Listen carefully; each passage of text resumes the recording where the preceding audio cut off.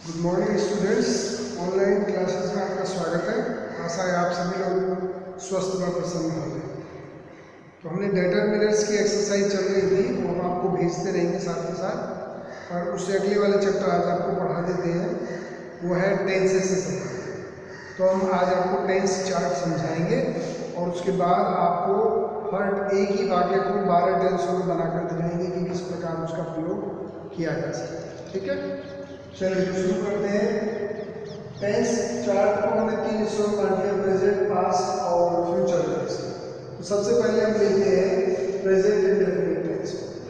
तो present indefinite हर tense में 3 मुख्य बातें होती हैं। पहला होता है कि उस टेंस को पहचाना कैसे जाए, दूसरा होता है उस टेंस की हेल्पिंग वर्ब कौन सी है, और तीसरा होता है उसमें वर्ब की कौन सी फॉर्म का प्रयोग किया जाता है। ये 3 चीज़ें हर टेंस में आपको ध्यान से सुननी है, उसे समझना है और उसे याद है। तो सबसे पहले हम लेते हैं present indefinite tense. Present indefinite tense में पहचान के लिए हमने जो वाक्य दे रखे होते हैं उनमें ता है, ती है, ते है, ये रखा होता है एंड में। और नंबर 2 हेल्पिंग वर्ब जो है वो डू और डज का प्रयोग होता है केवल नेगेटिव और इंटरोगेटिव सेंटेंसेस में। ठीक है, सिंपल सेंटेंसेस में किसी भी हेल्पिंग वर्ब का प्रयोग नहीं होता। डू और डज का प्रयोग केवल नेगेटिव और इंटरोगेटिव सेंटेंसेस को बनाने में किया जाता है। तो डू का प्रयोग आई, वी, यू, दे और प्लूरल सब्जेक्ट्स के साथ किया जाता है, और डज का प्रयोग ही, सी, इट और सिंगुलर सब्जेक्ट के साथ किया जाता है। इस टेंस में वर्ब की फर्स्ट फॉर्म का प्रयोग किया जाता है। अगर सब्जेक्ट सिंगुलर होता है तो वर्ब की फॉर्म के साथ एस या ईएस उसमें जोड़ दिया जाता है। ठीक है, और डू डज का प्रयोग होने पर वो एस या ईएस हटा दिया जाता है। आपको याद रखना है, डू और डज का प्रयोग हो रहा है तो फर्स्ट फॉर्म के साथ चाहे सिंगुलर सब्जेक्ट ही क्यों ना हो, उसके बावजूद एस या एस को वर्ब की फर्स्ट फॉर्म में से हटा दिया जाए। ठीक है, ये हो गया आपका फर्स्ट टेंस। सेकंड टेंस पे आते हैं, वो प्रेजेंट कंटीन्यूअस टेंस। इसमें क्रिया जो है वो चल रही होती है, पहले वाले में अफूल होती है और इसमें क्रिया चल रही होती है। तो प्रेजेंट कंटीन्यूअस टेंस की पहचान है कि वाक्यों के अंत में लिखा होगा रहा है, रही है, रहे हैं। हेल्पिंग वर्ब होगी इज, एम, आर का प्रयोग होता है। इसका प्रयोग ही, सी, इट और सिंगुलर सब्जेक्ट्स के साथ होता है। एम का प्रयोग केवल आई के साथ होता है। आर का प्रयोग वी, यू, दे और प्लूरल सब्जेक्ट्स के साथ होता है। तीसरा पॉइंट है वर्ब। वर्ब की फर्स्ट फॉर्म के साथ आईएनजी का प्रयोग किया जाता है। तो ये आपका प्रेजेंट कंटीन्यूअस टेंस। फिर आते हैं हम प्रेजेंट परफेक्ट टेंस पर। प्रेजेंट परफेक्ट टेंस की पहचान जो है, पहला पॉइंट वो है चुका है, चुकी है, चुके हैं आदि शब्द जो होते हैं वो लगा रहता है अंत में। लिया है, दिया है, ऐसा भी आता है कई बार, तो वो लगा रहता है, ये पहचान के लिए है। हेल्पिंग वर्ब इसमें हैज और हैव का प्रयोग होता है। हैव का प्रयोग और लिख देता हूँ यहाँ पे। हैव का प्रयोग आई, वी, यू, दे।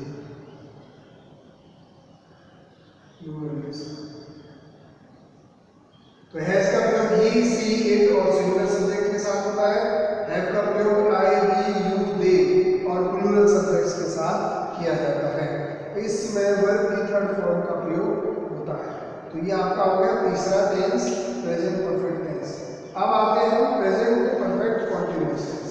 आप देखिए सारे के सारे चार्ट में 3 ही मुख्य बातें। आइडेंटिफिकेशन यानी कि पहचान उस वाक्य की, उस टेंस की कैसे पहचानेंगे कि उस टेंस का वाक्य है। दूसरा है हेल्पिंग वर्ब कौन सी लगेगी, और तीसरा वर्ब की कौन सी फॉर्म का प्रयोग। तो अब आते हैं प्रेजेंट परफेक्ट कंटीन्यूअस। इस टेंस की पहचान है, इसमें टाइम दे रखा होता है, निश्चित टाइम दे रखा होता है, सिंस का प्रयोग होता है, और अनिश्चित टाइम दे रखा हो तो फोर का प्रयोग होता है। तो इसमें से रहा है वाक्य के बीच में, जैसे वो 2 घंटे से पढ़ रहा है, ऐसे वाक्य आएंगे। तो से रहा है, से रही है और से रहे हैं शब्दों का प्रयोग इस वाक्य के इन वाक्यों में किया जाता है। इसकी हेल्पिंग वर्ब होती है हैज बीन, और हैव बीन का प्रयोग होता है जहां तक हेल्पिंग वर्ब का बात है has been he see it और सिंगुलर सब्जेक्ट्स के साथ किया जाता है। हैव बीन का प्रयोग वी यू दे और प्लूरल सब्जेक्ट्स के साथ किया जाता है। इसमें वर्ब की फर्स्ट फॉर्म के साथ आईएनजी का प्रयोग होता है और अनिश्चित समय के लिए फॉर का प्रयोग होता है और निश्चित समय के लिए सिंस का प्रयोग हम करते हैं। फॉर और सिंस का एग्जैक्ट प्रयोग जो है वो मैं आपको एंड में समझाऊंगा कि फॉर और सिंस का प्रयोग किन किन कंडीशंस में होता है जिससे आप पे गलती हो। तो अगले वाले टेंस पे बढ़ते हैं। अगला टेंस है past indefinite tense. Past indefinite tense की पहचान है वाक्य के अंत में था, थी, थे या आ, ई, ए लगा होगा। हेल्पिंग वर्ब होती है डिड का प्रयोग होता है, केवल नेगेटिव और इंटरोगेटिव सेंटेंसेस में इस्तेमाल की जाती है। वर्ब अगर सिंपल सेंटेंस है तो सेकंड फॉर्म का प्रयोग होता है और अगर वाक्य नेगेटिव या इंटरोगेटिव है तो उसके डिड के साथ फर्स्ट फॉर्म का प्रयोग किया जाए। ठीक है, तो ये पास्ट इंडेफिनिट हो गया। अब पास्ट कंटीन्यूअस टेंस में आ जाइए।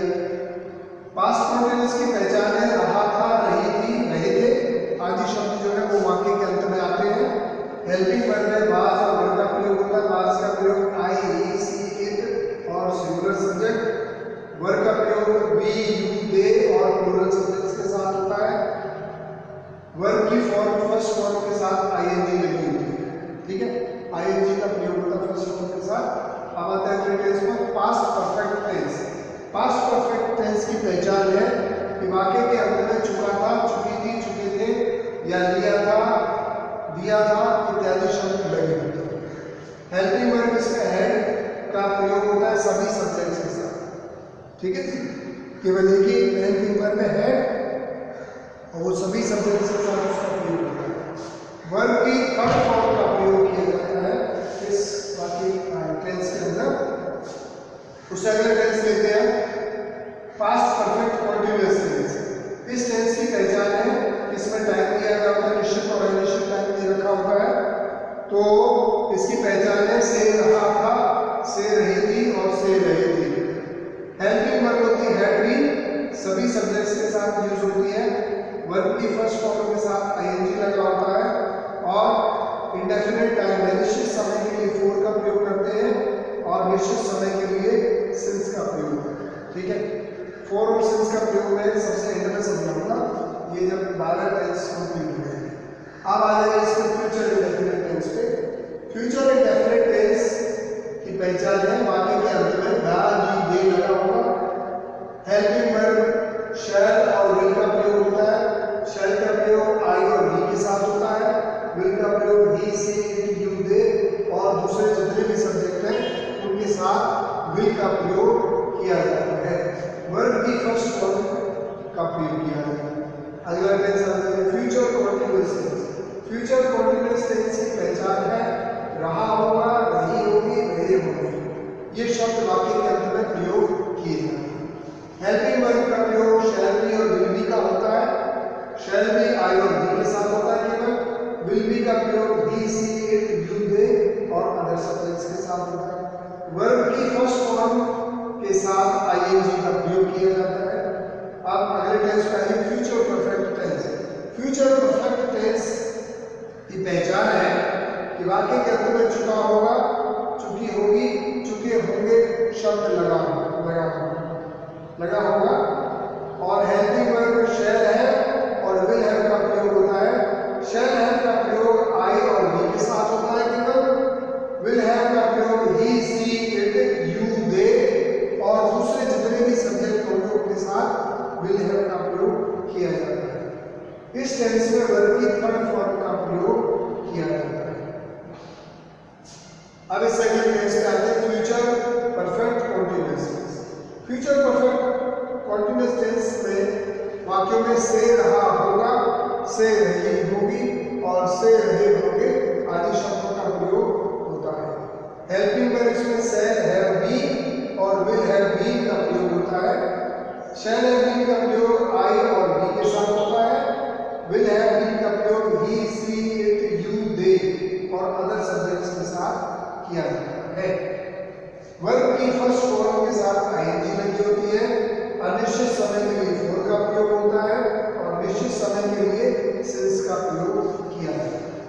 ठीक है बच्चों, तो ये 12 टेंस है, वो आप अच्छे से समझ गए होंगे। चार्ट आपके सामने है, इसका पूरे का फोटो में खींच के आपको भेज दूंगा, वो आपको फेयर कॉपी में करना है।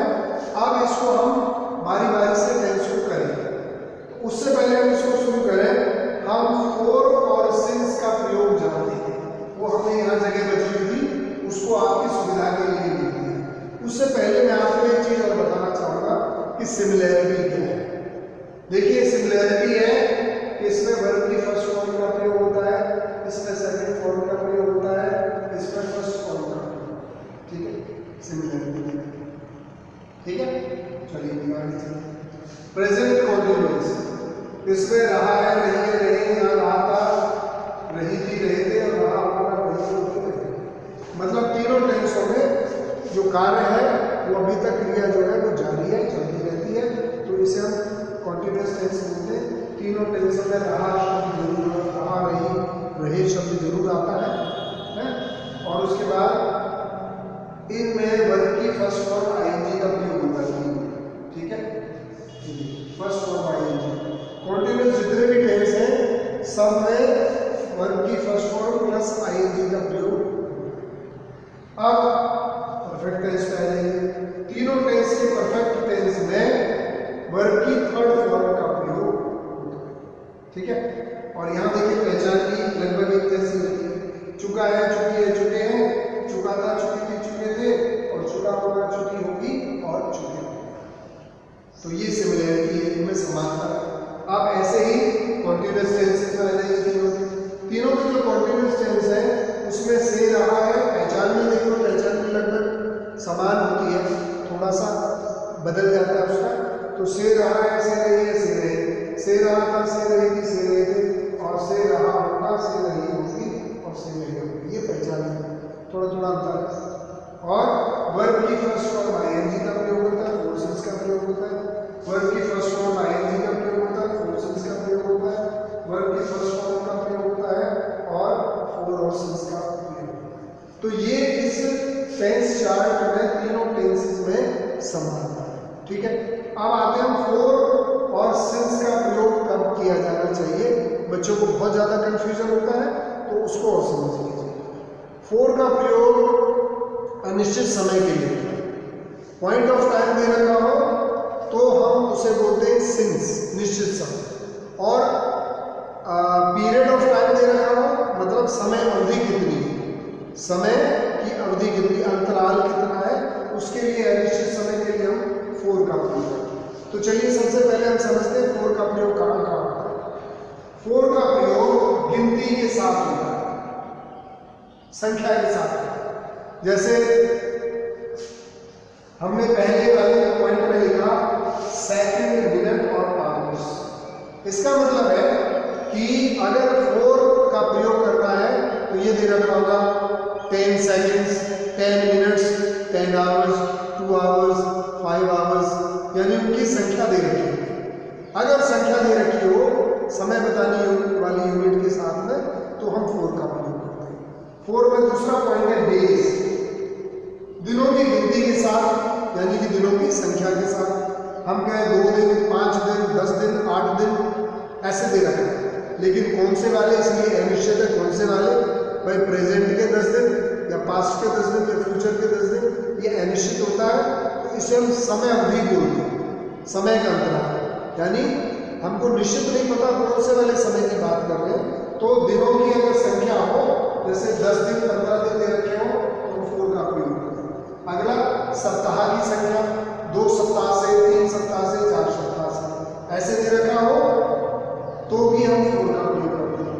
मंथ यानी कि महीनों की संख्या, महीनों की संख्या दे रखी हो 2 महीने से, 5 महीने से, 7 महीने से, तो फोर का प्रयोग किया जाता है, ठीक है। फिर वर्ष, वर्षों की संख्या, वर्ष की संख्या दे रखी हो 2 साल से, 5 साल से, 10 साल से, 15 साल से, 20 साल से, ऐसे दे रखा हो, यानी कि वर्षों की संख्या दे रखी हो, तो उस स्थिति में हम फोर का प्रयोग करते हैं, क्योंकि ये सारे के सारे अनिश्चित समय अवधि को प्रदर्शित करते हैं, ठीक है। अब आते हैं सिंस का प्रयोग। सिंस का प्रयोग नाम के साथ, जैसे 2 बजे से बजे के साथ, 8 बजे से, तो इंग्लिश में लिखा था since 2 o'clock, since 9 o'clock, since 10 o'clock, ऐसे लिखा। तो उस तरह की स्थिति में हम सिंस का प्रयोग करते हैं, यानी कि बजों के साथ, 2 बजे से, 5 बजे से, 4 बजे से, ऐसे अगर नाम दे रखा हो तो हम उनके साथ सिंस का प्रयोग करते हैं। फिर दिन के भागों के नाम के साथ, यानी कि सबका नाम होना चाहिए। इंग्लिश में दिन के भाग होते हैं, जैसे मॉर्निंग, आफ्टरनून, इवनिंग और नाइट, ऐसे दे रखा होता है। तो दिन के भागों के नाम अगर मॉर्निंग दे रखा हो तो हम कहेंगे since morning, since evening, since night, ऐसे। सप्ताह के नाम जैसे संडे, तो हम कहेंगे since Sunday, since Monday, since Tuesday, ऐसे बोलेंगे। महीनों के नाम दे रखे हो, सिंस जनवरी, तो हम सिंस का प्रयोग करेंगे। जनवरी, फरवरी, मार्च, अप्रैल, मई, जून, जुलाई, कोई भी अगर महीने का नाम दे रखा हो तो उस स्थिति में हम सिंस का प्रयोग करते हैं। वर्षों के नाम के साथ, वर्षों की यह संख्या होती है 2 साल से 4 साल से, लेकिन अगर वाक्य के अंदर ये दे रखा हो कि वो तो 1980 से इस स्कूल में पढ़ रहा है, 2010 से वो इस स्कूल में पढ़ रहा है, या 2015 से वह इस स्कूल में पढ़ रहा है, तो अगर सन का संख्या दे रखी हो, जैसी नाम दे रखा हो 2000, 2015, 2010, 2020, 2019, अगर ऐसे दे रखा हो तो हम यहाँ पर सिंस का प्रयोग करेंगे, सिंस 2020।